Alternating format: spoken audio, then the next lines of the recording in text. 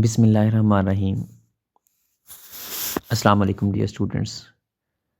आपको पता है हमने चैप्टर 4 का आगाज़ किया था मोहम्मद बिलाल आज़ाद के साथ। आज फिर से हम केमिस्ट्री पढ़ेंगे, केमिस्ट्री पार्ट 1।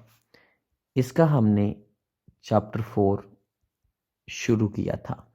जब हमने चैप्टर 4 शुरू किया, मैंने आपको बताया इसके 2 पोर्शन हैं, एक लिक्विड्स और दूसरा सॉलिड्स। अब हमारे पास जो लिक्विड्स और सॉलिड का जो पोर्शन है, इसके अंदर आपने देखना है कि हमने लिक्विड्स का पोर्शन पिछले लेक्चर में ख़त्म कर लिया था। मतलब इसमें जो टॉपिक था इंटरमोलिकुलर फोर्सेस का, वो हमने 88 पेज तक ख़त्म कर लिया था। अब ये जो पोर्शन है ये सारा सॉलिड्स तक है न्यू सिलेबस के मुताबिक।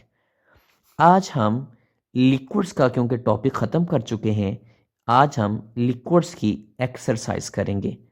लिहाजा लिक्विड्स की एक्सरसाइज का क्वेश्चन नंबर 1, 2, 3 करेंगे और उनके ये पार्ट्स करेंगे हम, और उसके बाद क्वेश्चन नंबर 4, 5, 6, 7, 8 तक क्वेश्चन करेंगे आज। लिहाजा हमारा जो टॉपिक है वो क्या है? लिक्विड्स की एक्सरसाइज।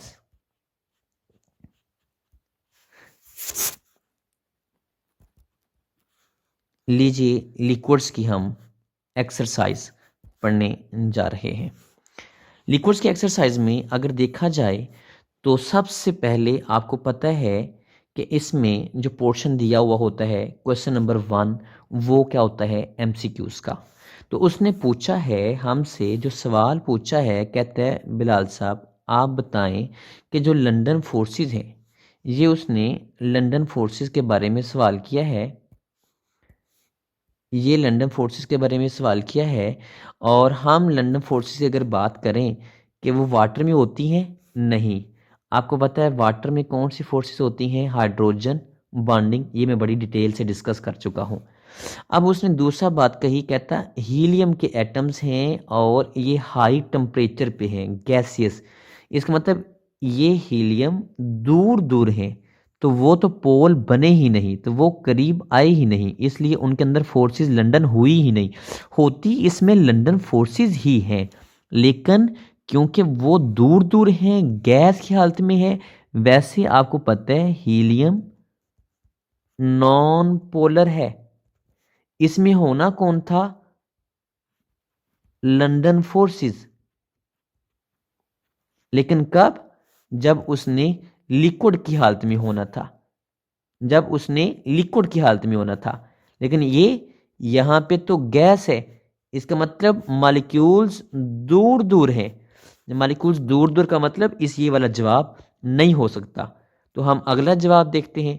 अगला कौन है? अगर देखें ज़रा हमारे पास, सबसे पहले वाटर में मैंने कहा हाइड्रोजन बॉन्डिंग होती है, उसके बाद इसमें मैंने कहा लंदन फोर्सेस होती हैं, लेकिन ये गैसेस है तो लिहाजा लंदन फोर्सेस नहीं है, लिहाजा नहीं है। क्यों? क्योंकि सॉलिड स्टेट में होनी थी। तो सॉलिड स्टेट में हमारे पास कौन होगा? आयोडीन। आयोडीन भी क्योंकि नॉन पोलर है और मैं इसके बारे में बता चुका हूँ कि ये हैलोजन है। आपको बताया था फरजाना, कल, बार आई, ये सब दो दो एटम मिलके पोली, ये हमारे पास F2Cl2 Br2 I2, ये सब डाई अटोमिक मॉलिक्यूल्स बनाते हैं, डाई अटोमिक। और ये सारे के सारे कौन हैं? ये सारे के सारे नॉन पोलर हैं। लिहाजा इनके अंदर कौन सी फोर्सेस होंगी? London forces. लिहाजा हमारा जवाब कौन सा हुआ? सी हुआ, क्योंकि आयोडीन के अंदर वाकई ही लंदन फोर्सेस होती हैं। हमारा जवाब कौन सा हुआ? सी हुआ। क्यों? क्योंकि डी वाले में ज़रा देख लें, हाइड्रोजन क्लोराइड। आपको पता है HCl के अंदर क्या होता है? आपको पता होना चाहिए कि एक HCl ये भी एक डाईपोल और ये भी एक डाईपोल। तो इसके दरमियान में जो कशिश की फोर्स होती हैं वो कौन सी होती हैं? डाईपोल डाईपोल फोर्स होती हैं, डाईपोल डाईपोल फोर्स होती हैं। लिहाजा हमारा जवाब कौन सा है? सी। वाकई ही आयोडीन के अंदर कौन सी फोर्सेस होती हैं? हमें पता होना चाहिए कि आयोडीन के अंदर लंदन डिस्पर्शन फोर्सेस होती हैं। आए अगला एमसीक्यू देखते हैं। दूसरा एमसीक्यू देखें तो उसकी इबारत के अंदर जरा देखें क्या लिखा है उसने। एक लिखा है एसीटोन, एक उसने लिखा हमारे पास एसीटोन ये, और दूसरा उसने लिखा क्लोरोफॉर्म। ये जब हमने हाइड्रोजन बॉन्डिंग पढ़ी थी तो उस वक्त मैंने इसकी एग्जांपल पढ़ाई थी, लेकिन फिर भी आज आपकी खातिर इसका एक स्ट्रक्चर बना देता हूँ। Structure of chloroform and acetone. आए देखते हैं कि इसके अंदर कैसे हाइड्रोजन बॉन्डिंग पाई जाती है। आपको याद होना चाहिए जब मैंने हाइड्रोजन बॉन्डिंग एग्जांपल्स दी थी वहाँ पे अमोनिया की एग्जांपल थी, HF की एग्जांपल थी, वाटर की एग्जांपल थी, और एक मैंने ये एग्जांपल भी दी थी कि ये अगर CH है और इसके पीछे Cl3 है क्लोरोफॉर्म, तो इन 3 क्लोरीन नेगेटिव ने इस कार्बन को मजबूर कर दिया है कि इन्होंने हाइड्रोजन का जो इलेक्ट्रॉन खींच लिया है और हाइड्रोजन पे चार्ज आ गया बहुत ज़्यादा, कौन सा, पॉजिटिव। और दूसरी तरफ हमारे पास क्योंकि एसीटोन है मतलब प्रोपानॉन है, तो इसके अंदर यहाँ पे ये ऑक्सीजन पार्शियल नेगेटिव और पार्शियल हाइड्रोजन पॉजिटिव के दरमियान में जो फोर्स होती है वो कौन सी होती है, ये हम पहले भी पढ़ चुके हैं। वो फोर्स मेरे बेटे हाइड्रोजन बॉन्डिंग होती है। लिहाजा हमारा जो आंसर है कि क्लोरोफॉर्म और एसीटोन के अंदर, क्लोरोफॉर्म और एसीटोन के अंदर कौन सी फोर्स होती है, क्लोरोफॉर्म है और ये एसीटोन है। इन दोनों के अंदर मेरे बेटे जो फोर्स होती है वो हाइड्रोजन बॉन्डिंग होती है। तो सबसे पहला आंसर क्लियर हो गया। अमोनिया का बॉइलिंग पॉइंट ज्यादा होता है 5वें ग्रुप में से। आए पहले 5वां ग्रुप देखते हैं। ये आपने पढ़ा, 9 पापा असलम सबका भाई। ये देखें आपने पढ़ा 9 पापा असलम सबका भाई। अब ऊपर से नीचे को साइज इंक्रीज होता है। अब नाइट्रोजन का स्मॉल साइज है, स्मॉल साइज की वजह से इसकी इलेक्ट्रॉन खींचने की ताकत ज्यादा है, मतलब ये ज्यादा मोर इलेक्ट्रो नेगेटिव है। लिहाजा इसकी इलेक्ट्रोनेगेटिविटी ज्यादा होने की वजह से ये क्या शो करती है, N के साथ जब हाइड्रोजन होता है NH3, तो आपको पता है एक NH3 में नाइट्रोजन हाइड्रोजन बॉन्डिंग शो करती है। उसकी वजह क्या है, उसकी वजह इस नाइट्रोजन का इलेक्ट्रोनेगेटिव होना। लिहाजा जो हमारी वो फिल इन द ब्लैंक थी, इसमें से जो हमारा जवाब होगा वो कौन सा होगा कि एनहांस्ड। ये हमारे पास एनहांस्ड इलेक्ट्रोनेगेटिविटी, ये C वाला आंसर हुआ। उधर पीछे वाला A था और ये वाला C है, एनहांस इलेक्ट्रोनेगेटिव करैक्टर। उसके बाद चौथा, अच्छा क्योंकि पहला स्मॉल साइज भी ठीक था करीब तरीन, लेकिन स्मॉल साइज की वजह से चीज कौन सी अफेक्ट करती है, इलेक्ट्रोनेगेटिविटी। लिहाजा इलेक्ट्रोनेगेटिविटी करीब तरीन ज्यादा बेहतर आंसर है। और लॉन पेयर तो नहीं, बिल्कुल भी नहीं, वो भी हो सकता था, लेकिन उसमें ज्यादा करैक्टर किसका है, हाइड्रोजन बॉन्डिंग का। लॉन पेयर तो ऐसे कई चीजों के पास है, क्लोरीन के पास भी है, लेकिन HCl कौन सी फोर्सेस शो करता है, डाइपोल। इस तरह क्लोरीन के पास भी लॉन पेयर है। लॉन पेयर होना कोई किरदार नहीं है, असल किरदार ये है, मैंने आपको बताया था NOF, इनकी इलेक्ट्रोनेगेटिविटी ज्यादा होने की वजह से ये हमेशा कौन सी फोर्स शो करते हैं, हाइड्रोजन बॉन्डिंग शो करते हैं। चौथे MCQ हमने करना है कि जब 0 डिग्री पे जाके बर्फ जमती है तो इसकी डेंसिटी क्या करती है, डिक्रीज कर जाती है। किस वजह से, मैंने आप लोगों को बताया था कि असल में एम्प्टी स्पेसिस वहां पैदा हो जाती हैं। लिहाजा आंसर कौन सा हुआ, B हुआ। और मैंने आपको बताया था कि 9% मोर एम्प्टी स्पेसेस पैदा होती हैं। शायद आपको याद हो, शायद आपको याद हो, शायद आपको याद हो, मैंने आपसे कहा था कि रेगुलर अरेंजमेंट की वजह से इस तरह का एक स्ट्रक्चर बन जाता है।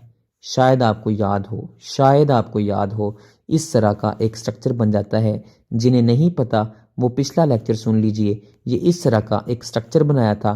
इस तरह का एक स्ट्रक्चर बना के मैंने आप लोगों को बताया था कि ये आइस का स्ट्रक्चर है और रेगुलर अरेंजमेंट की वजह से ये इस तरह के टेट्राहेड्रन्स आपस में मिलती हैं कि दरमियानी में छोटी सी जो खाली जगह बन जाती है, वो छोटी छोटी जो स्पेसिस होती हैं, वो जो छोटी छोटी स्पेसिस होती हैं वो करीबन कितनी बन जाती हैं?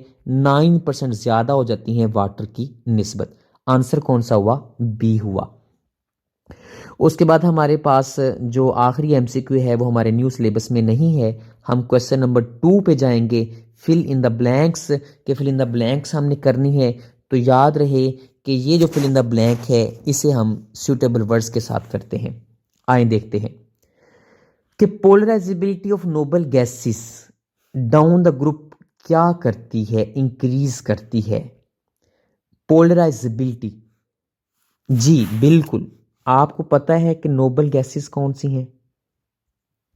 हिना ने अरमान की कुर्सी रौंदी।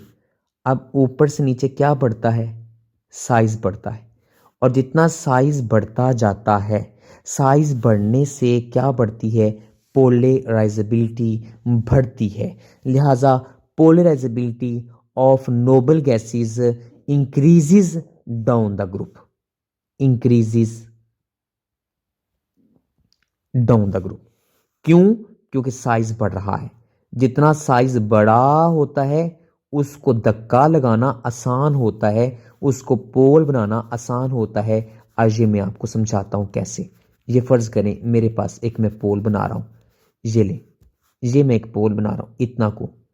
अब इसके इलेक्ट्रॉन जकड़े हुए हैं, ज्यादा करीब हैं। अब एक बड़ा एक चीज बड़ी है, बड़े साइज की। अब इसके इलेक्ट्रॉन दूर हैं। अब इसके इलेक्ट्रॉन को डिस्टर्ब करके ऐसे जमा नफी को अलग अलग करना, पोल बनाना आसान है।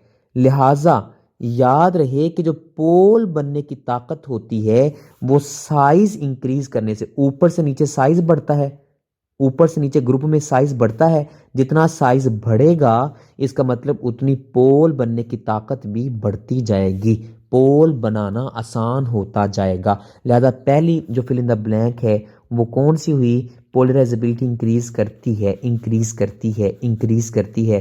लिहाजा यहाँ पे क्या आएगा? इंक्रीज। आपका कंसेप्ट क्लियर होना चाहिए। याद रखें जो नया जो पैटर्न है उसमें fill in the blank paper में नहीं होती, लेकिन आपका कंसेप्ट जरूरी है एमडी कैट, ई कैट वगैरह के लिए। दूसरी देखें, कहता कौन सी चीज है जो डेवलप होती है एसीटोन के अंदर, एसीटोन और क्लोरोफॉर्म के अंदर। अभी थोड़ी देर पहले बता के आया हूं, ये कौन सी फोर्सेस हैं? ये हाइड्रोजन बॉन्डिंग है एसीटोन और क्लोरोफॉर्म के अंदर। ये थोड़ी देर पहले हमने ये बात पढ़ी है। लिहाजा यहाँ पे आपका आंसर क्या आएगा? Hydrogen bonding. उसके बाद कहता है कि कौन सी चीज है जो वीक होती है एचएफ में due to strong hydrogen bonding. आए देखते हैं जी एचएफ को। आपको पता होना चाहिए कि जो एचएफ है, एचएफ जो है, मैं फर्ज करें यहां पे उसका स्ट्रक्चर बना रहा हूं। जो एचएफ है उसका जिगजैग स्ट्रक्चर होता है। ये तो आप लोगों को पता है कि उसका जिगजैग स्ट्रक्चर होता है। H F H F. और ये भी आपको पता है कि ये नेगेटिव, ये पॉजिटिव, इनके दरमियान में यहां हाइड्रोजन बॉन्डिंग होती है। हाइड्रोजन बॉन्डिंग होती है।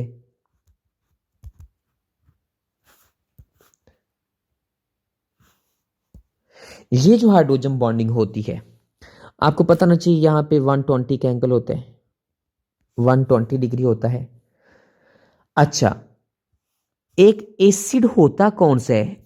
HCl, HBr, HI। सबसे अच्छा एसिड ये है HI वाला।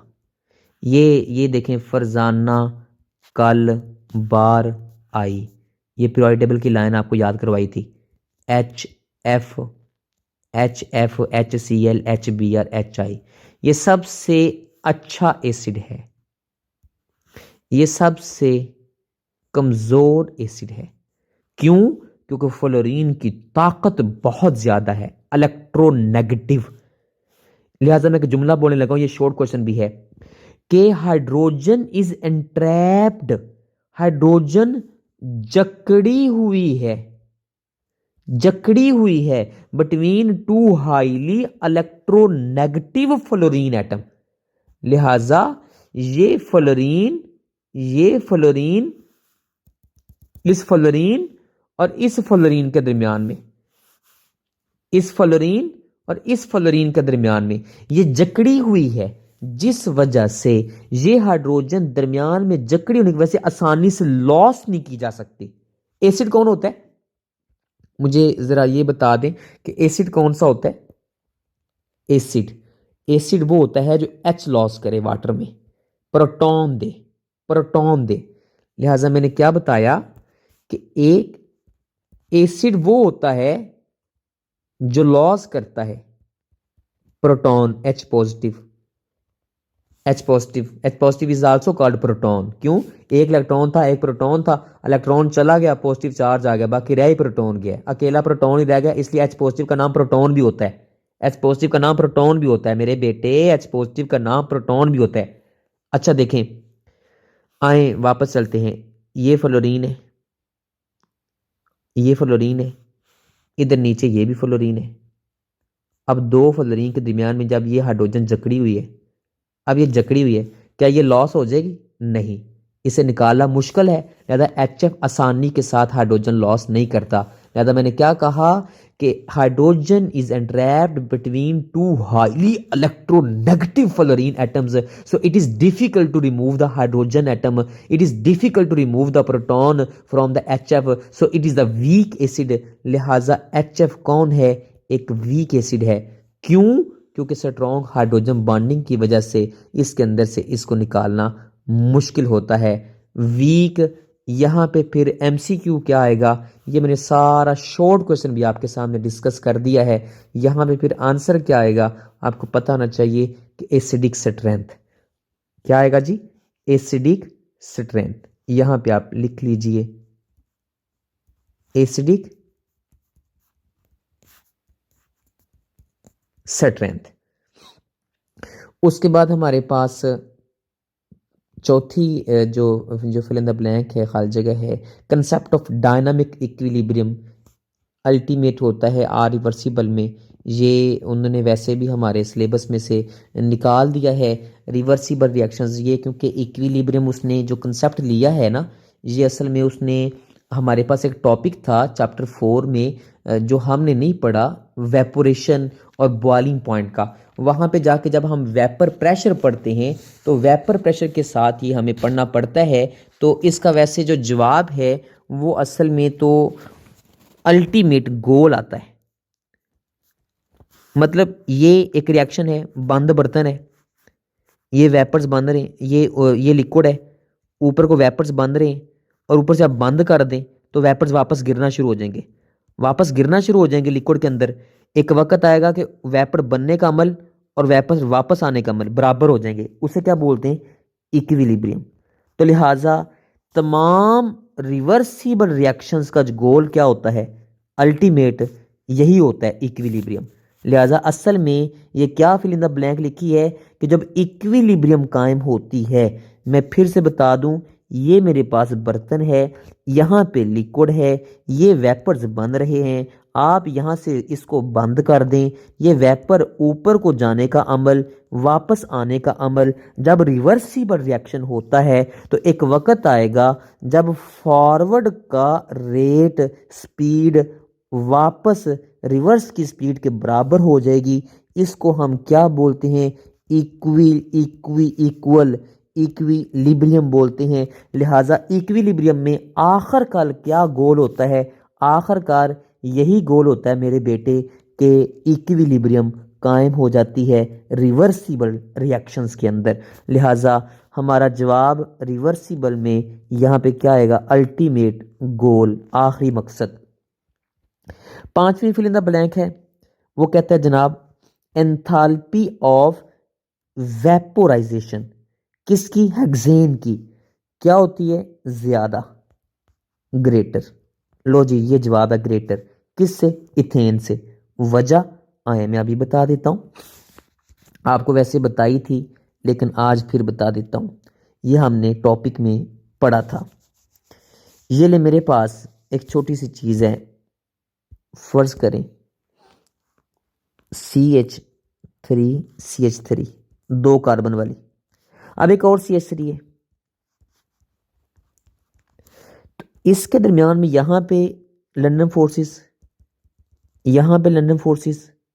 अब मेरे पास हेक्सेन है, ये कौन थी, ये इथेन, ये भी इथेन, इथेन इथेन दो कार्बन वाली। अब अगर मेरे पास एक हो हेक्सेन, अच्छा आप ना एक उंगली एक हाथ की है ना, तो दूसरे हाथ की एक उंगली के दरमियान में उसे जकड़े, एक उंगली से दूसरी उंगली को पकड़े, पकड़े जरा। अच्छा अब ये एक फोर्स है जो आपने उंगली पकड़ी हुई है, फिंगर, अब दो दो फिंगर के साथ दो फिंगर पकड़े, अब तीन फिंगर के साथ तीन फिंगर पकड़े। मैं क्लास में अक्सर ऐसे किया करता था, चार फिंगर के साथ चार फिंगर पकड़े। अब ये देखें ये 6 फिंगर हैं, फर्ज करें ये 6 कार्बन है, 6 होती तो नहीं, आप यही सोच रहे हैं कार्बन। ये देखें आखिरी वाले पे H3 होते हैं, फिर H2, फिर H2, फिर CH2, फिर CH2, फिर CH2। अच्छा ये हमारे पास हेक्सेन हो गए। यहाँ कशिश की फोर्स है लंदन फोर्सेस, यहाँ London forces, London forces, London forces, London forces, London forces. अब मैं आपको बताना ये चाहता हूँ कि आप ये चेक करें कि लंदन फोर्सेस जो है यहाँ पे हैं, यहाँ पे हैं, यहाँ पे हैं, यहाँ पे हैं। ये फर्ज करें 6 उंगलियों ने हाथ को, एक हाथ ने दूसरे हाथ को जकड़ लिया है, लेकिन यहाँ पे सिर्फ 2 जगहों पे लंदन फोर्सेस हैं। इसका मतलब जितने ज्यादा लंदन फोर्सेस, क्या बताया मैंने, इसमें मोर लंदन फोर्सेस। वजह आपको मैंने बताई हुई है, क्या बताई हुई है, लिख लें जुमला, मोर number of carbon atoms more sides for the forces. उतनी जगह ज्यादा लंदन फोर्सेस के लिए, और जितनी जगह ज्यादा इसका मतलब उतनी लंदन फोर्सेस ज्यादा, लंदन फोर्सेस ज्यादा, then more heat is required. ये शॉर्ट क्वेश्चन भी है, more heat is required to vaporize the ethane, ये hexane, more heat is required to vaporize the hexane, hexane, hexane than the 1 mole of ethane. कहता मैंने क्या जुमला बोला, as more number of carbon atoms are present in the hexane, इसमें ज्यादा hexane में carbon atoms ज्यादा मौजूद हैं। ये जुमले लिख लें भाई, ये जुमले लिख लें, as there are more number of carbon atoms present in the hexane, so more sides for the London forces, hence more London forces, more boiling point, more heat is required to vaporize, more heat is, greater amount of heat is required to vaporize the 1 mole of hexane than the 1 mole of ethane, because ethane have less number of sides, hence less London forces। लिहाजा ये जो fill in the blank थी, इसका answer क्या हुआ, ये मैंने short question भी साथ ही पढ़ा दिया आपको। इसका आंसर मेरे बेटे क्या हुआ, इसका आंसर हुआ यहाँ पे ग्रेटर, ज्यादा होती है enthalpy of vaporisation. Vaporisation delta H we का मतलब है कि कितना चेंज आया, किस में, एच में, heat of enthalpy, enthalpy heat content, enthalpy कि कितनी हीट चाहिए वेपर्स बनाने के लिए फॉर 1 मोल, वो ज्यादा होती है किसकी, 6 कार्बन वालों की, किसकी निस्बत, 2 कार्बन वालों की निस्बत। मेरा ख्याल है कि आपको बात क्लियर हो जानी चाहिए थी कि 6 कार्बन के लिए ज्यादा हीट चाहिए होती, क्यों, क्योंकि 6 जगहों पे फोर्सेस हैं, फोर्सेस ज्यादा होंगी। उसके बाद हमारे पास आखिरी बात है, ये हमारे पास 9%, ये पहले बहस कर चुका हूं मैं, बर्फ में 9% ज़्यादा जगह होती है। इसके बाद जो हमारे पास वेपर प्रेशर वाला टॉपिक हमारे बोर्ड ने निकाल दिया है, यहीं तक हमारी फिल इन द ब्लैंक्स थी। अब हम क्वेश्चन नंबर 3 शुरू कर रहे हैं। ये हमने पहली, दूसरी, तीसरी, चौथी, पांचवी और ये छठी यहां तक की है। अब हम जा रहे हैं इस पे। ये हमारे पास 8वीं B fill in the blank अगर देखी जाए तो करीब करीब हमारे वैसे साथ मिलती थी। हीट लॉस नहीं होता। A layer of ice on the surface of water, जब बर्फ जम जाती है, आपको पता है ना, जब बर्फ जम जाती है, मैंने बताया था समंदर के ऊपर, तो उसके अंदर खाली जगह होती हैं जिसकी वजह से वो हीट नीचे नहीं गुजरने देती। लिहाजा जवाब यहाँ पे क्या आएगा? Insulates the water. Insulates the water, वो इंसुलेट करती है, इंसुलेट करती है, हीट नीचे नहीं गुजरने देती। उसके बाद हमारे पास question number 3, dipole dipole forces are weaker than dipole induce. बिल्कुल गलत, झूठ बोला इसने। डाइपोल ज़्यादा ताकतवर होती है। इसमें तो एक इंड्यूस डाइपोल है, खुद जो बनाया गया, एक डाइपोल ने मजबूर करके बनाया। एक पोल नॉन पोलर था, उसको इन धक्का लगाया, धक्का लगा के खुद पोल बनाया। इसे कहते हैं इंड्यूस डाइपोल, जो हम खुद एक नॉन पोलर से पोलर बनाते हैं। तो ये तो कमज़ोर होता है। और एक होता है परमानेंट डाइपोल, ये देखें HCl HCl, ये भी डाइपोल, ये भी डाइपोल। तो ये ताकतवर फोर्स होती है। ये बिल्कुल गलत बात लिखी हुई है। दूसरी चीज देखें, ion dipole interactions are responsible for dissolution of ionic substance. Ionic substance बड़ा इंपॉर्टेंट MCQ है, बड़ा इंपॉर्टेंट MCQ है, अक्सर MCQ आता है। ये देखें, ये देखें, मेरे पास एक पानी है, वाटर का मॉलिक्यूल है। आपको पता होना चाहिए कि ये मेरे पास वाटर, ये वैसे मैंने बताया हुआ है पहले, नेगेटिव पॉजिटिव। ये कौन है? डाइपोल। मैंने इसके अंदर नमक हल किया, नमक हल हो गया और ये बन गया नमक। Na पॉजिटिव लिया था, Cl नेगेटिव लिया था, पानी में हल होते साथ। ये Na पॉजिटिव इस नेगेटिव के साथ कशिश कर लेगा। ये कौन है? आयन। और ये कौन है? डाइपोल। तो पानी और आयनिक कंपाउंड्स के दरमियान में कौन सी कशिश होती है? Ion dipole, ion dipole. लिहाजा ये लिखा हुआ आयन डाइपोल इंटरेक्शंस। लिहाजा ये बात हमारी बिल्कुल ठीक है। दूसरा बिल्कुल ठीक है। High polarisability of iodine is responsible for in solid. बिल्कुल, ऊपर से नीचे आपको मैंने थोड़ी देर पहले बताया कि साइज बढ़ता है। और ये देखें, फरजाना कल बार आई, इसका साइज बढ़ा, जितना साइज बढ़ा उतना पोल बनाना आसान। हाई पोलराइजेबिलिटी, इसका पोल ज्यादा बनेगा, इसमें फोर्सेस भी ज्यादा। जब इसमें फोर्सेस ज्यादा, इसीलिए ये क्या बन जाएगी? सॉलिड। ये शॉर्ट क्वेश्चन भी है कि आयोडीन सॉलिड है जबकि F2Cl2 ये दोनों गैसेस हैं और Br2 लिक्विड है। ये I2 सॉलिड है। सॉलिड क्यों है? क्योंकि इसका साइज बड़ा होता है। साइज बड़ा होने से हाई पोलराइजेबिलिटी, पोल बनने की ताकत ज़्यादा होती है, जिस वजह से फोर्सेस ज़्यादा कायम होती हैं। और फोर्सेस ज़्यादा कायम होती हैं तो इसलिए ये शायद करीब करीब वो चीज़ें जुड़ जाती हैं तो वो सॉलिड बन जाती है। लिहाजा नेक्स्ट, ये बिल्कुल बात ठीक है जी। इसका मतलब ये बिल्कुल बात ठीक है, ये भी ठीक है, ये भी ठीक है। Strong hydrogen bonding in the H2S makes a different from water. बकवास करता है, झूठ बोलता है। वाटर के अंदर हाइड्रोजन बॉन्डिंग होती है, उल्टा लिखा हुआ है, ये गलत है। इसके अंदर तो ये लंडन फोर्सेस आ जाती हैं, वीक वांडरवल फोर्सेस आ जाती हैं। Hydrocarbons are soluble in the water. बकवास करता है, झूठ बोलता है। Hydrocarbons are soluble in the water, बिल्कुल भी नहीं। हाइड्रोकार्बन्स तो आपको पता है नॉन पोलर होते हैं, वो पानी में कैसे हल हो गए? ये सोल्यूबिलिटी टॉपिक में मैं पढ़ा के आया हूं। उसके बाद हमारे पास नेक्स्ट नीचे वाला कहता है, लेकिन कहता है विस्कोसिटी डिपेंड करती है हाइड्रोजन बॉन्डिंग पे। बिल्कुल, जिसकी हाइड्रोजन बॉन्डिंग ताकतवर होगी उसकी विस्कोसिटी, जो फ्रिक्शनल फोर्स होगी between the layers of the liquid, वो ज्यादा होगी। गाढ़ापन वो ज्यादा होगा। तो ये लिक्विड है, लिक्विड फर्ज करें ये लिक्विड है, लिक्विड की लेयर्स के दरमियान में जो फ्रिक्शन होती है ना, रिटार्डिंग फोर्स, फ्रिक्शनल फोर्स, उसे हम क्या बोलते हैं? विस्कोसिटी। और वो अगर मॉलिक्यूल्स के दरमियान में कशिश ज्यादा ताकतवर होगी, हाइड्रोजन बॉन्डिंग ताकतवर होगी, तो उतनी विस्कोसिटी भी क्या होगी? ताकतवर होगी। वो फ्रिक्शन भी क्या होगी? ज्यादा होगी। विस्कोसिटी क्या होगी? ज्यादा होगी। लिहाजा ये बात बिल्कुल ठीक लिखी हुई है, लिहाजा ये बात विस्कोसिटी वाली ठीक है। इसके बाद बस जी ये इतना ही था। ये आई एक्स ये 9 वाला जो है ये एक आया हुआ है, ice does not show any vapour pressure on surface -1 पे, बिल्कुल झूठ लिखा हुआ है। आइस 0 डिग्री पे भी जम जाती है तो उस वक्त भी उसके ऊपर हल्का हल्का वेपर्स आ रहे होते हैं। -1 पे उसे आप कैसे लेके जाएं?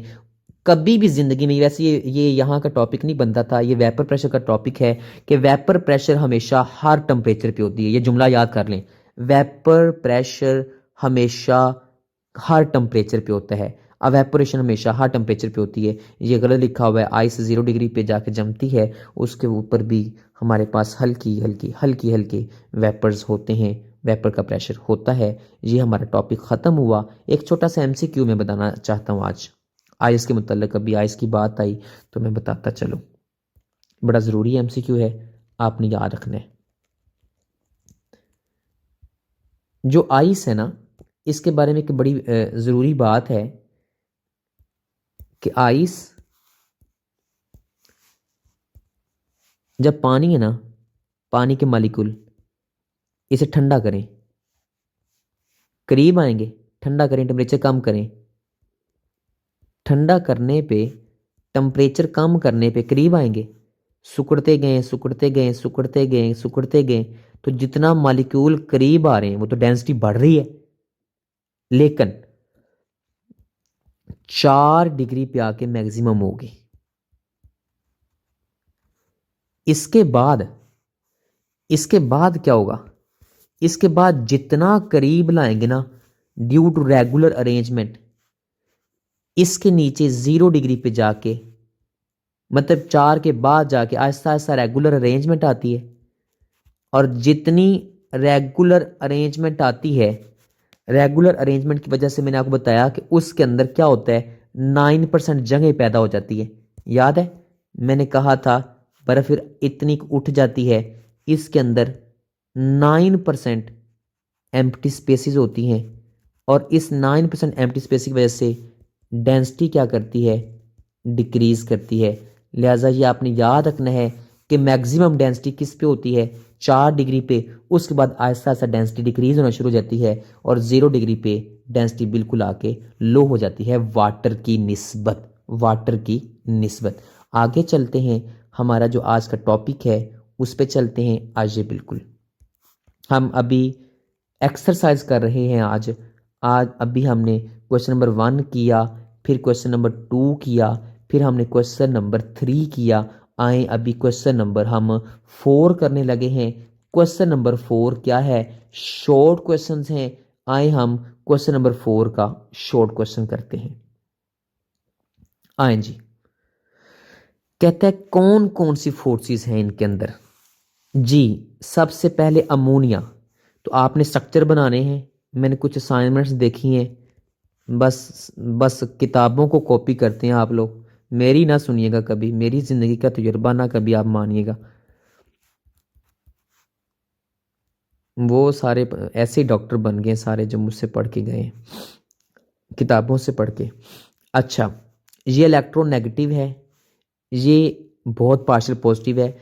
एक तरफ जब मैंने आपसे कहा था N आ जाए, O आ जाए, F आ जाए, तो इनके दरमियान में हमेशा कशिश की फोर्स कौन सी होती है, ये मैंने आप लोगों को बताई हुई है जी। इनके दरमियान में हमेशा कशिश की फोर्स हाइड्रोजन बॉन्डिंग होती है, हाइड्रोजन बॉन्डिंग होती है। लिहाजा आपने इसका स्ट्रक्चर बनाना है, स्ट्रक्चर बनाने के साथ आपने ये बताना है कि ये इसके अंदर हाइड्रोजन बॉन्डिंग है। उसके बाद दूसरा ऑक्टेन, आए जी ऑक्टेन के अंदर आपने CH3 CH2 CH2 CH2 कितने हो गए, 4, CH2 CH2 CH2 और ये हमारे पास CH3। एक और ऑक्टेन बनाएंगे ऐसे बिल्कुल, ऑक्टेन इसकी तरह बनाएंगे, CH3 CH2 CH2 CH2 CH2 CH2 CH2 और ये CH3। 3। ये कौन है? Octane.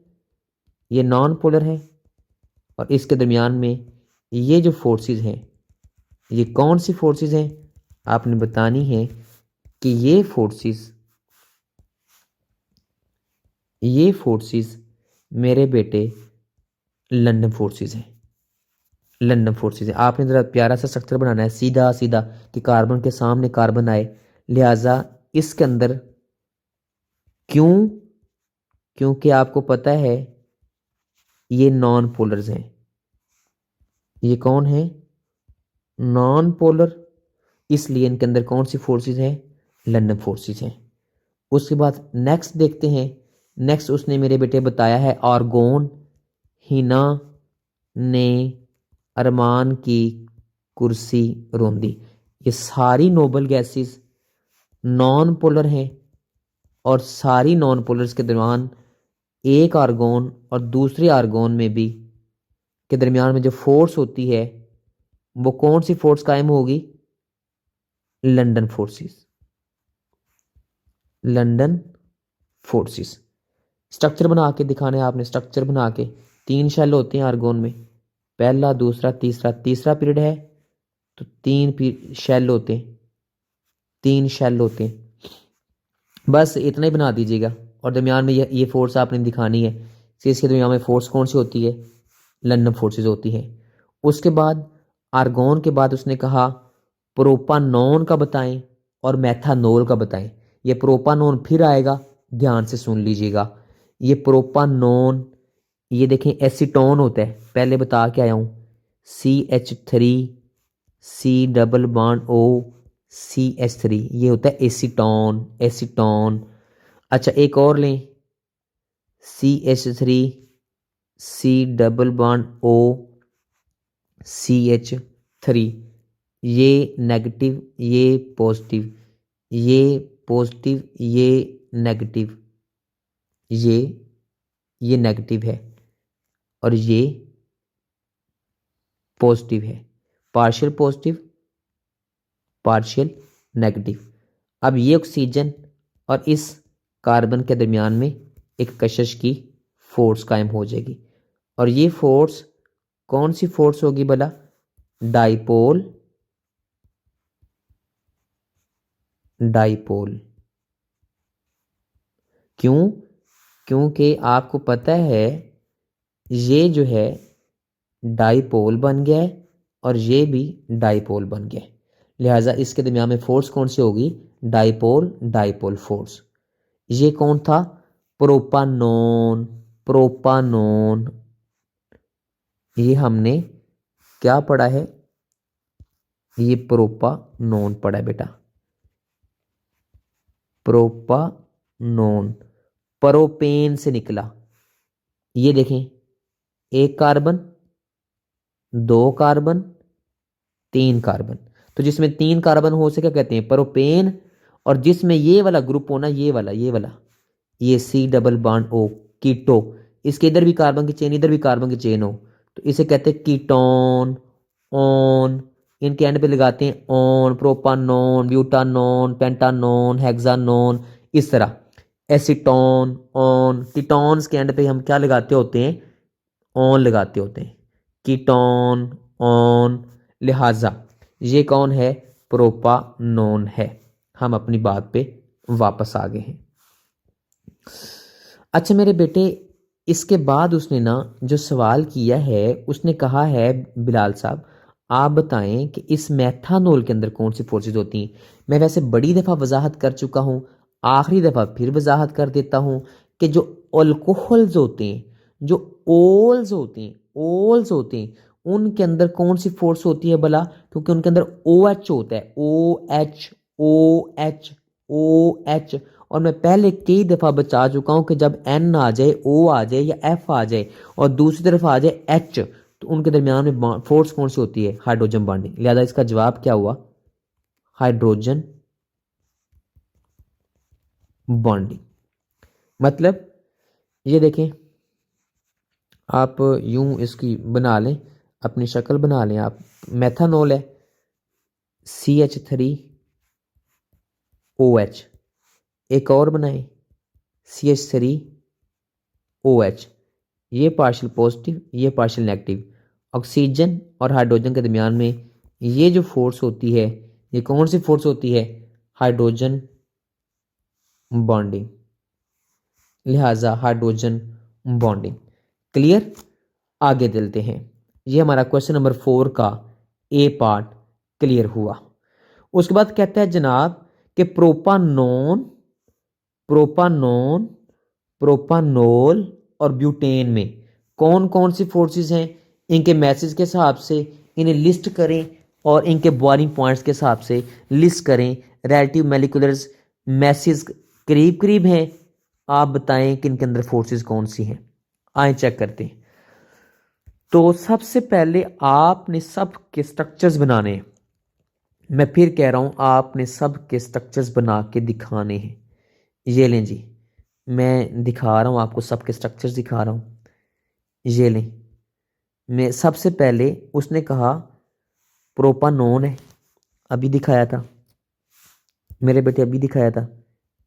CH3, C double bond O, CH3, CH3, C double bond O, CH3, और ये पॉजिटिव था, ये नेगेटिव, ये नेगेटिव, ये पॉजिटिव। तो इसके दरमियान में ये जो कशिश की फोर्स होती है, ये मैंने आपको बताई थी। कशिश की फोर्स अभी भी बता के आया हूं कि कौन सी फोर्स थी, बता के आया हूं, डाइपोल, डाइपोल। क्यों? क्योंकि एक तरफ कार्बन है मेरे बेटे, कार्बन है, हाइड्रोजन बॉन्डिंग नहीं बनेगी। Dipole, dipole. लिहाजा दूसरे में देखते हैं, ये देखें C3H7, उसने ब्यूटेन दिया है, तो चले मैं ब्यूटेन को सारे के स्ट्रक्चर खोल के बना देता हूं। CH3, CH3, ये उसने ब्यूटेन दिया, CH2, CH3, ब्यूटेन 4 कार्बन वाला। तो ये ले, मैंने ये भी 4 कार्बन वाला बना दिया, ये ब्यूटेन बन गया। ये कशिश की फोर्स, ये कशिश की फोर्स, ये कशिश की फोर्स, ये कशिश की फोर्स। लिहाजा फोर्सेस कौन सी हैं? London forces. क्यों? अल्केन, अल्कीन, अल्काइन, सब के अंदर कौन सी फोर्सेस होती हैं? नॉन पोलर होने की वजह से लंडन फोर्सेस। तो मेरे बेटे आए तीसरा देखते हैं। तीसरा कहता है कि आपने सबसे पहले, हमने अभी अभी प्रोपानोल बनाना है, ब्यूटेन बना लिया, प्रोपानोल बना लिया। प्रोपानोल, प्रोपानोल, ओल। आए देखते हैं जी प्रोपानोल बना के। ये हमने डाइपोल, डाइपोल पहले भी बनाया था, ये पहले का बना हुआ है। आए मैं यहाँ पे प्रोपानोल बना के दिखाता हूँ आपको। ये देखें, C3H7, 3 carbon, OH, C3H7, OH, propanol, ओल, ओल, नेगेटिव, पॉजिटिव। और जो अल्कोहल्स होते हैं, इनमें हमेशा कौन सी फोर्स होती है? Hydrogen bonding. लो जी, सारा कंक्लूजन बाहर। हाइड्रोजन बॉन्डिंग सबसे ताकतवर है, मतलब order of forces, order of forces जी, सबसे ताकतवर हाइड्रोजन बॉन्डिंग। इसके बाद डाइपोल, डाइपोल। इसके बाद लंदन फोर्सेस। लिहाजा इसी के नीचे लिख लें आप, ऑर्डर ऑफ बॉइलिंग पॉइंट्स बिल्कुल सेम। हाइड्रोजन बॉन्डिंग किस में थी? ओल में। प्रोपानोल, ओल। प्रोपानोल के बाद डाइपोल, डाइपोल किस में थी? Propanone, ketone. और उसके बाद लंदन फोर्सेस किस में थी? ब्यूटेन में। तो सारी वजाहत हो जाएगी कि फोर्सेस के हिसाब से उनके क्या हैं, बॉइलिंग पॉइंट्स हैं। अभी मेरे बेटे ये सवाल इस तरह मुकम्मल होता है। इसी के बाद क्वेश्चन नंबर 5 जो है, कहता है HF के स्ट्रक्चर के अंदर कौन सा बॉन्ड स्ट्रोंगर है, शॉर्टर कोवलेंट या हाइड्रोजन बॉन्ड लॉन्गर वाला। तो आए जी देखते हैं कि कौन सा बॉन्ड ज्यादा ताकतवर है। ये मेरे पास अगर मैं कहूं ये HF है, HF है, ये नेगेटिव ये पॉजिटिव, और इसके दरमियान में यहां कशिश की फोर्स, ये ले मेरे बेटे ये HF हो गया, ये HF हो गया। और आपको पता है कि ये कौन सी फोर्स है, ये हाइड्रोजन बॉन्ड है, हाइड्रोजन बॉन्ड है, ये लॉन्गर है और ये शॉर्टर कोवलेंट बॉन्ड है। मैं जवाब बोल रहा हूं, लिख लें। Covalent bond is formed by the mutually sharing of electrons. This is, ये फॉर्म्ड बनता है by mutually sharing of electrons. This is actually intramolecular force, intramolecular force।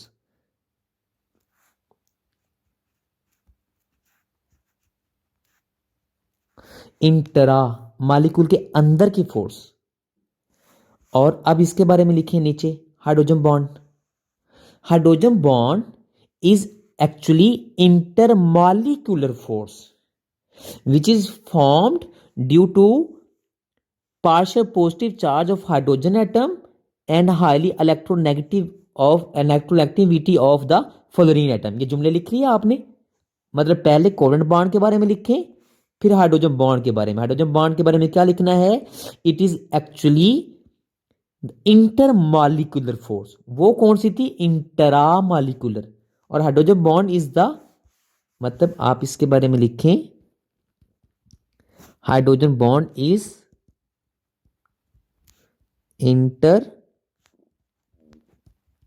intermolecular force which is between electronegative fluorine atom of one molecule and partial positive charged hydrogen of other molecule. This is longer bond, hence 20 times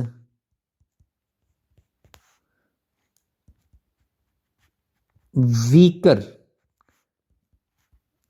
than covalent bond. लिहाजा ये covalent bond से 20 times कमजोर bond है, 20 times कमजोर bond है। क्यों, क्योंकि covalent bond is found by the mutually sharing of electrons. Covalent bond is, उस जो कोवलेंट बॉन्ड की लाइनें लिखी हैं उसके अंदर एक पॉइंट का इजाफा कर लें, एक पॉइंट और लिख लें। Covalent bond is shorter bond, shorter bond is always stronger bond. क्यों? क्योंकि वो दो दो न्यूक्लियाई के दरमियान में जकड़ा होता है, because it is entrapped between the two nuclei. ये दो न्यूक्लियाई के दरमियान में जकड़ा होता है, तो लिहाजा एच एफ का जो अंदरूनी बॉन्ड है, this is the shorter bond, this is the मजबूत bond, this is the stronger bond. क्यों? Because it is entrapped between the two nuclei, ये दो न्यूक्लियाई के दरमियान में जकड़ा हुआ है। तो अभी मेरे बेटे ये आपका क्वेश्चन क्लियर हुआ। अभी हम वापस चलते हैं उसी एक्सरसाइज पे जो हम पढ़ रहे थे। ये मेरे बेटे अभी हमने क्वेश्चन नंबर 5 का एक पार्ट किया है, तो अभी हम इसके कुछ 2 पार्ट और करते हैं और फिर हमारे पास क्वेश्चन नंबर 6 है, उसके बाद क्वेश्चन नंबर 7 है, क्वेश्चन नंबर 8 इंशाल्लाह, उसके बाद ये एक्सरसाइज आपकी क्या हो जाएगी, ख़त्म हो जाएगी। आज ये देखते हैं हमारे पास नेक्स्ट क्वेश्चन क्या है। तो जो नेक्स्ट क्वेश्चन है वो है कि कहते हैं सर्दियों में कैसे मछलियां महफूज रहती हैं। इसका आंसर मेरे बेटे में पहले दे चुका हूं। आप हाइड्रोजन बॉन्डिंग का टॉपिक सुने जिसमें स्ट्रक्चर ऑफ आइस दिया हुआ है, वो टॉपिक सुनना है। हल्का सा टच कर देता हूं कि रेगुलर अरेंजमेंट की वजह से 9% एम्प्टी स्पेसिस पैदा हो जाती हैं और इस 9% एम्प्टी स्पेसिस की वजह से जो आइस होती है एक्ट एज इंसुलेटर, मतलब हीट उसके अंदर नहीं गुजर सकती। एंड इन द विंटर, ये भी लिखना है, सर्दियों में when water start to freeze from upper side, water जब ऊपर से, ये मैं आप जब मेरा लेक्चर सुनेंगे ना पार्ट 3 हाइड्रोजन बॉन्डिंग का जिसमें स्ट्रक्चर ऑफ आइस समझाया है, तो उसमें ये सारा क्वेश्चन मैंने आंसर लिखवाया हुआ है कि ऊपर से नीचे कुछ जमना शुरू करेगी तो उस वक्त क्या होगा कि इसकी डेंसिटी लो होती है, ये ऊपर ही रहती है, और जब ये ऊपर रहेगी इसमें खाली जगहों की वजह से ये इंसुलेटर के तौर पर काम करेगी। जब ये इंसुलेटर के तौर पर काम करेगी तो हीट नीचे नहीं जा सकती, तो जो नीचे वाला पानी है वो क्या रहेगा, गर्म रहेगा। लिहाजा नीचे fishes can survive under the blanket of ice, इसके नीचे। उसके बाद वाटर एंड एथानॉल कैसे एक दूसरे के अंदर मुकम्मल तौर पर हल हो जाते हैं, ये क्वेश्चन है हमारे पास क्वेश्चन नंबर 3। ये भी मेरा बेटे आपने हाइड्रोजन बॉन्डिंग का जो पार्ट नंबर 3 लेक्चर है वो सुनना है। उसके अंदर इसका मैंने स्ट्रक्चर बना के ये सारा सिखा के आया हूँ, लेकिन फिर भी आपकी आसानी की खातिर सिर्फ हल्का सा एक दफ़ा इसका जिक्र कर देता हूँ ताकि एक्सरसाइज आपकी क्लियर हो जाए कि C2H5 OH एथानॉल और जब HOH ये वाटर होते हैं तो इनके दरमियान में ये जो फोर्स होती है वो कौन सी फोर्स कायम हो जाती है, वो मेरे बेटे हाइड्रोजन बॉन्डिंग कायम हो जाती है। क्यों? एक तरफ ऑक्सीजन इलेक्ट्रोनेगेटिव है और दूसरी तरफ हाइड्रोजन इलेक्ट्रोपॉजिटिव है। इनकी दोनों की वजह से इनके दरमियान में हाइड्रोजन बॉन्डिंग कायम हो जाती है, क्योंकि पानी के अंदर भी हाइड्रोजन बॉन्डिंग होती है, अल्कोहल्स में भी हाइड्रोजन बॉन्डिंग होती है, लिहाजा they are the capable of the hydrogen bonding, इसलिए एक दूसरे के अंदर मुकम्मल तौर पर हल हो जाते हैं, लाइक डिजॉल्व लाइक। ये बात हम कर चुके हैं। उसके बाद क्वेश्चन नंबर 4 कि इंटरमॉलिक्यूलर फोर्सेस पानी में कैसे आती हैं, ये मेरे बेटे हाइड्रोजन बॉन्डिंग वाला टॉपिक आपने सुनना है, उसके अंदर मैं सारा क्लियर करके आया हूँ। उसके बाद हमारे पास क्वेश्चन नंबर 6 है, कहता है कि कैसे हमारी जिंदगियां, ये भी आपने मेरे बेटे हाइड्रोजन बॉन्डिंग वाला टॉपिक सुनना है। उसके अंदर मैं सर्वाइव वाला जो टॉपिक है फिशेस वाला, उसी के अंदर ये सारी वजाहत करके आया हूँ कि हाइड्रोजन बॉन्डिंग अगर ना होती तो पानी का लॉस हो जाता, पानी कि जो इतनी हीट कैपेसिटी है जज़ब करने की, 100 बॉइलिंग पॉइंट बहुत ज़्यादा बॉइलिंग पॉइंट है। ये देखें 100 बॉइलिंग पॉइंट, ये देखें प्रोपानोन का 56 है, पेंटेन का 36 है। ये इसका जो बॉइलिंग पॉइंट है इतना ज़्यादा, इसकी एंथैल्पी ऑफ वेपोराइजेशन ये बहुत ज़्यादा है, 41 है। इसी वजह से इतनी ज़्यादा हीट इसको देनी पड़ती है। इसलिए रबिंग पावर, फर्ज करें जो हमारे सेल में अगर इतना पानी ना होता तो फ्रिक्शन बहुत होती, हमारी आंखों में अगर पानी ना होता तो हमारी आंखों में बहुत ज़्यादा फ्रिक्शन होती उस, और पानी जो अगर दुनिया में ज़मीन पे इतनी ज़्यादा इसके अंदर इतनी हाइड्रोजन बॉन्डिंग ना होती तो आपको पता होना चाहिए कि ज़मीन का टेम्परेचर इतना इंक्रीज कर जाता कि ज़मीन बहुत ज़्यादा हीट वाली हो जाती और हम इसके ऊपर सर्वाइव नहीं कर सकते थे। We can not survive on the earth without the water because it has the more enthalpy of vaporization. It is due to just hydrogen bonding. It has the more boiling point. It is just due to hydrogen bonding. ये सारी जिंदगी हमारी खराब हो जाती किसके बगैर, hydrogen bonding के बगैर, अगर वाटर के अंदर इतनी स्ट्रॉन्ग हाइड्रोजन बॉन्डिंग ना होती। इसीलिए इसके अंदर हमें बहुत से फायदे हासिल होते हैं। उसके बाद आखिरी सवाल है इसी का, क्वेश्चन नंबर 6 का दूसरा पार्ट है, कहता है क्रिटिकल टेम्परेचर क्या होता है और ये कार्बन डाइऑक्साइड और मीथेन के ऊपर कैसे इंटरमॉलिक्यूलर फोर्सेस के ऊपर अफेक्ट करता है। तो आए मैं इसका आंसर देता हूं कि क्रिटिकल टेम्परेचर होता क्या है। आए देखते हैं जी क्रिटिकल टेम्परेचर क्या होता है। सबसे पहले क्रिटिकल टेम्परेचर क्या होता है, तवज्जो से ये जुमला सुनेंगे तो ये क्वेश्चन बड़ा ही इंपॉर्टेंट है। ये लें जी, ये मेरे पास एक बर्तन है, इसमें गैस पड़ी है। अब इसका टेम्परेचर कम करेंगे, थर्मामीटर है, ये थर्मामीटर है। टेम्परेचर कम करें, टेम्परेचर कम करें, टेम्परेचर कम करें, जिस टेम्परेचर पे आके ये गैस लिक्विड बन जाती है। आप जितना मर्जी प्रेशर लगा लें ये गैस लिक्विड नहीं बन सकती। कब? जब तक इसका टेम्परेचर कम नहीं करेंगे। जिस टेम्परेचर पे आके गैस लिक्विड बनती है, this is called critical temperature. इसकी बेशक आप डेफिनेशन लिख लीजिए, the highest the maximum temperature at which a gas can be liquefied, जिस पे आके उसे लिक्विफाई किया जा सकता है, इज कॉल्ड क्रिटिकल टेम्परेचर। या the highest temperature above which a gas can not be liquefied, जिसके ऊपर, इससे अगर ऊपर टेम्परेचर करूंगा it is impossible to liquefy a gas. ये लिख लें definition, the temperature the maximum temperature above which it is impossible, इसके ऊपर impossible, it is impossible to liquefy a gas, इस किसी गैस को लिक्विड बनाना इम्पॉसिबल होता है। लिहाजा ये क्रिटिकल टेम्परेचर की डेफिनेशन हो गई। अब देखें, ये मेरे पास एक चीज़ है अमोनिया NH3, इसमें जमा नफी का पोल है, इसमें जमा नफी का पोल है, नेगेटिव पॉजिटिव हाइड्रोजन बॉन्डिंग है, ये पॉजिटिव ये नेगेटिव, ये गैस है, ये मेरे पास ये डाइपोल, ये भी डाइपोल, इसमें हाइड्रोजन बॉन्डिंग है। अब ये हाइड्रोजन बॉन्डिंग की वजह से मॉलिक्यूल्स जल्दी करीब आएंगे। क्या मतलब?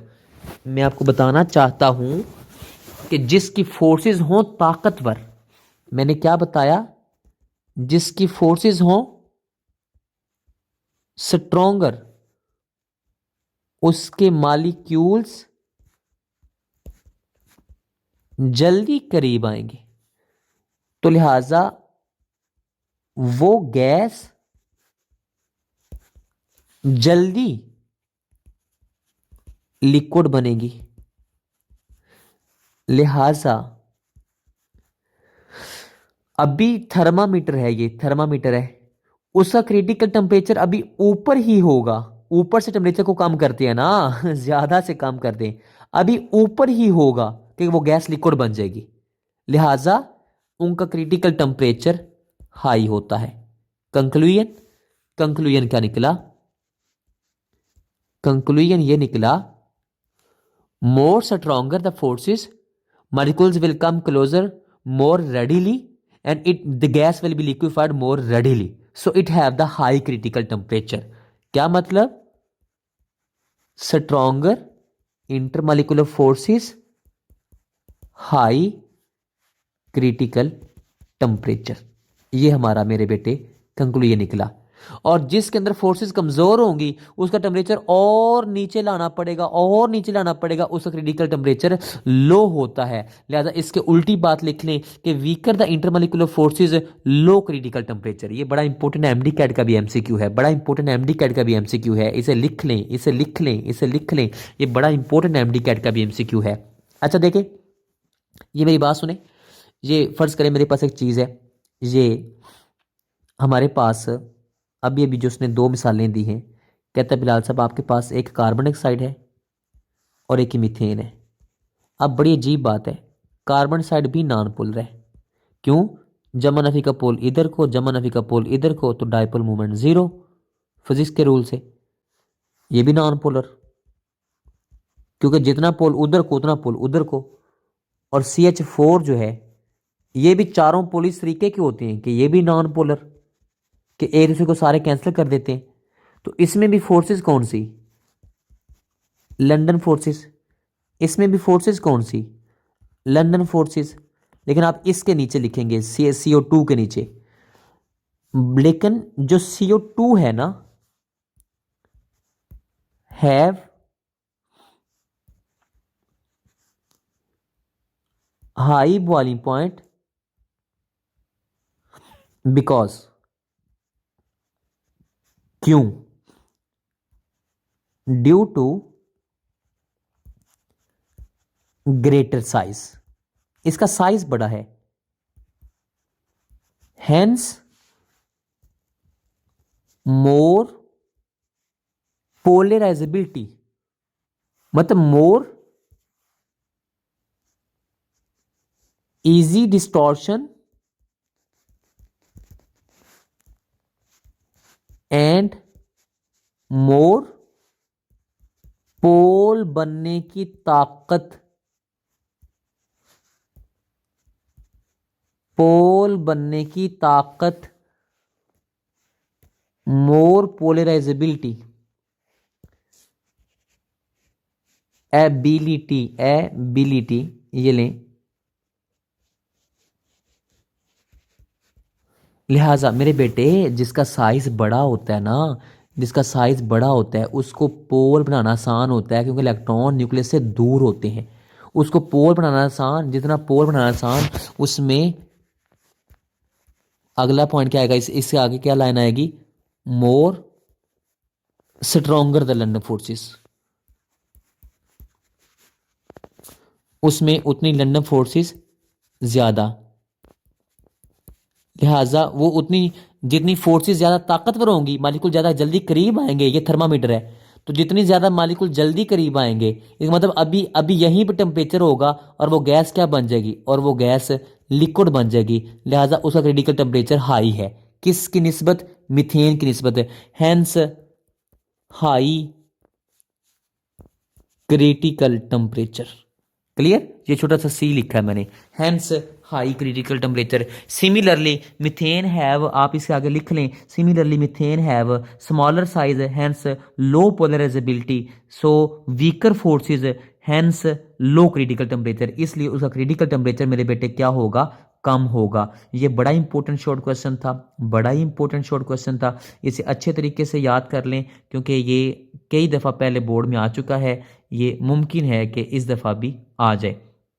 इसके बाद हमारे पास अगली बात करते हैं कि इसके बाद जो अगला सवाल है मेरे बेटे, ज़रा चेक करें क्वेश्चन नंबर, ये क्रिटिकल टेम्परेचर ख़त्म हो गया।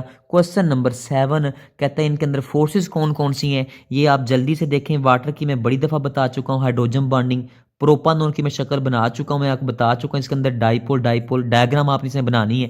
पेंटेन 5 कार्बन बनाए हैं ज़रा, 5 कार्बन बनाए हैं ज़रा। ये 1 2 3 4 और ये 5, 1 2 3 4 5। आखिरी पे क्या होते हैं? H3, आखिरी पे H3, आखिरी पे H3, आखिरी पे H कितने होते हैं? 3। दरमियान वालों पे H2, H2, H2 लगाने हैं, आपने लगाने हैं। तो लिहाजा एक दरमियान में फोर्स कौन सी होंगी मेरे बेटे, लंदन फोर्सेज होंगी। कौन सी फोर्सेज होंगी, लंदन। मैंने आपको बताया था अल्केन, अल्कीन, अल्काइन, जितने भी हाइड्रोकार्बन्स होते हैं इनके दरमियान में फोर्सेज कौन सी होती हैं, लंदन फोर्सेज होती हैं। उसके बाद हमारे पास कहता है कि इनके सब की लंदन फोर्सेज, हमने फोर्सेज बता दी कि कैसे कैसे फोर्सेज होंगी। आपको पता है सबसे ताकतवर फोर्सेज हाइड्रोजन बॉन्डिंग, उसके बाद डाइपोल डाइपोल, उसके बाद लंदन फोर्सेज। इसलिए इसका बॉइलिंग पॉइंट 100, इसका बॉइलिंग पॉइंट कम, इसका बॉइलिंग पॉइंट उससे भी कम। कहता है इनमें से कौन सा लिक्विड्स हैं जब इनको हल किया जाए तो अनलाइक करते हैं टू मिक्स। जी बिल्कुल, पेंटेन किसी के साथ भी हल नहीं होगा क्योंकि इसमें लंदन फोर्सेस हैं और इन दोनों में अलग फोर्सेस हैं। उसके बाद कहता है कौन सी फोर्सेस हैं जो immiscibility in the terms of the forces, जो हमारे पास इमिसिबिलिटी में ये सबसे ये ज़रूरी, एक्सप्लेन द इमिसिबिलिटी। ये डाइपोल डाइपोल, ये लंदन फोर्सेस, ये हाइड्रोजन बॉन्डिंग। तो इसकी वजाहत आप कैसे करेंगे, आप करेंगे लाइक डिजॉल्व लाइक। तो जैसी चीज़ होगी वैसी के अंदर मेरे बेटे हल होगी, जैसी चीज़ होगी वैसी के अंदर हल होगी। लिहाजा इन सब के अंदर इंटरमोलिकुलर फोर्सेस डिफरेंट हैं, लिहाजा एक दूसरे के अंदर हल नहीं होंगे सवाए किसके, वाटर एंड प्रोपानोन के। वाटर एंड प्रोपानोन एक दूसरे के अंदर हल हो जाते हैं, वाटर एंड प्रोपानोन एक दूसरे के अंदर हल हो जाते हैं। तो तीसरा सवाल क्या है कि कौन सा पेयर है जो आपस में हल हो जाएगा।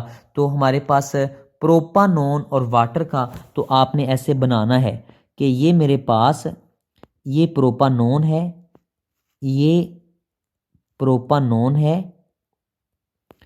और ये मेरे पास वाटर है। इसका पॉजिटिव पार्ट, इसका नेगेटिव पार्ट, ये आपस में हल हो जाएंगे। लिहाजा ये आपस में लाइक डिजॉल्व लाइक की वजह से हल हो जाएंगे। क्यों, इसके अंदर डाइपोल बनता है, डाइपोल डाइपोल फोर्सेस, और इसके अंदर भी ये डाइपोल बनता है, इसलिए ये एक दूसरे के अंदर हल होने के काबिल हैं। उसके बाद क्वेश्चन नंबर 8 आखिरी सवाल है बोर्ड के मुताबिक, नियॉन आर्गोन दोनों मेरे बेटे नॉन पोलर हैं, लिहाजा दोनों का दो बॉइलिंग पॉइंट है बहुत कम है। क्यों, क्योंकि दोनों के अंदर कौन सी होती हैं, लंदन फोर्सेस होती हैं। उसके बाद मेरे बेटे वाटर है, वाटर में बड़ी दफ़ा बता चुका हूँ हाइड्रोजन बॉन्डिंग होती है। उसके बाद मेरे बेटे सोडियम फ्लोराइड है, ये कौन है, सोडियम फ्लोराइड मेरे बेटे ये Na positive F negative, Na positive F negative, इसके ऊपर नेगेटिव, इसके ऊपर नीचे नेगेटिव, इसके ऊपर पॉजिटिव, इसके नीचे ये पॉजिटिव, इसके ऊपर नेगेटिव नेगेटिव, ये पॉजिटिव ये positive. This is the ionic compound, ये एक आयनिक कंपाउंड है और आयनिक कंपाउंड में तो बहुत स्ट्रॉन्गर फोर्सेस होती हैं, बहुत। आयनिक कंपाउंड में जमा नफी जमा नफी जमा नफी के आयन्स, ये देखें ये इधर से भी घिरा हुआ, इधर से भी घिरा हुआ, ऊपर से भी घिरा हुआ, इधर से भी घिरा हुआ, पीछे से भी सामने से भी, इतनी ताकतवर फोर्सेस होती हैं आयनिक कंपाउंड्स के अंदर। आयनिक बॉन्ड होता है, इलेक्ट्रोस्टैटिक फोर्स होती है, that is much more stronger, so it have the more melting point. ये सॉलिड है, NF सॉलिड है, इसका मेल्टिंग पॉइंट बहुत ज्यादा है। और उसके बाद डायमंड मेरे बेटे it have the a network of the carbon atoms, इसमें बहुत बड़ा huge structure, it is a macro molecule, sp3 हाइब्रिडाइजेशंस होती है और इतनी लंबा चौड़ा बड़ा स्ट्रक्चर होता है, लिहाजा इसका मेल्टिंग पॉइंट सबसे ज्यादा है। इसके अंदर कौन से बॉन्डिंग होती है, कोवलेंट बॉन्डिंग, इसके अंदर आयनिक बॉन्डिंग, इसके अंदर हाइड्रोजन बॉन्डिंग, और इन दोनों ऊपर वालों के अंदर लंदन फोर्सेस होती हैं। ये आज का आपका पूरा टॉपिक था। आज मुकम्मल हमने एक्सरसाइज पढ़ ली है, लिक्विड्स पोर्शन मुकम्मल ख़त्म हो गया है। अगले लेक्चर में इंशाल्लाह हम सॉलिड्स का पोर्शन शुरू करेंगे। अपना आप बहुत सा ख्याल रखिए। अल्लाह हाफिज़, फ़ी अमानिल्लाह।